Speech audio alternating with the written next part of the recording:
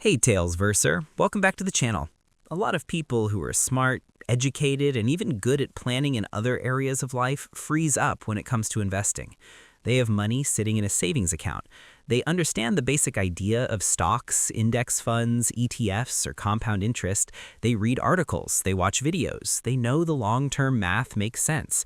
But when it's time to actually put money in, something stops them. They hesitate. They wait for the perfect moment.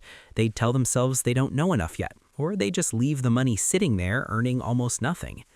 This isn't about lack of intelligence, it's about emotion. The first thing that usually holds people back is loss aversion.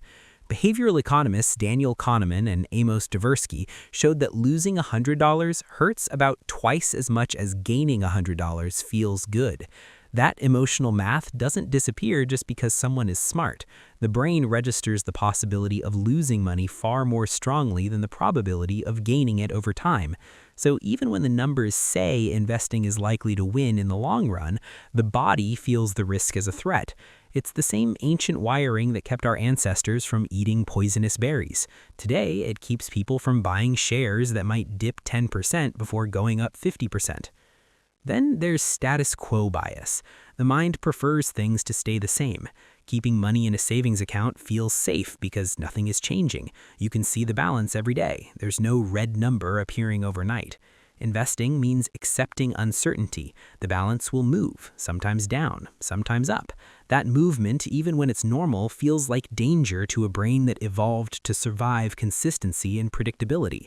So the account stays untouched year after year while inflation quietly eats away at its value. Overthinking risk plays a huge role too. Smart people are good at spotting problems. They can imagine every possible way things could go wrong. They read about market crashes, scams, bad timing, economic downturns. The more they know, the more scenarios they can picture. That knowledge becomes paralysis. They wait for certainty that never arrives. Meanwhile, the market keeps moving and the opportunity cost keeps growing. For many, the fear goes back further than the current bank balance. It comes from childhood. If parents argued about money, if there were fights over bills, if someone lost a job and the family struggled, the brain learns early that money is dangerous. Losing it means chaos. Having it means tension. So even when the person grows up and earns well, that old emotional memory stays. Investing feels like voluntarily walking into the same danger zone they watched as a kid. The body remembers before the mind does. The irony is that the same intelligence that makes someone hesitate is the same intelligence that could help them succeed if they moved past the emotion. Knowledge is not the problem. The problem is the feeling that comes with it. So what actually helps people move forward? Start small enough that the emotional risk feels manageable. Put in an amount that won't ruin you even if it drops 50%. The goal isn't to make a fortune on the first try. The goal is to teach the nervous system that investing isn't a life or death threat. Once the body experiences a dip and then a recovery, it starts to relax. Automate the process. Set up regular small transfers to an index fund or ETF. When money moves without you having to decide every time, you bypass the overthinking loop. The decision is made once, the habit runs itself. Learn just enough to act, not enough to freeze.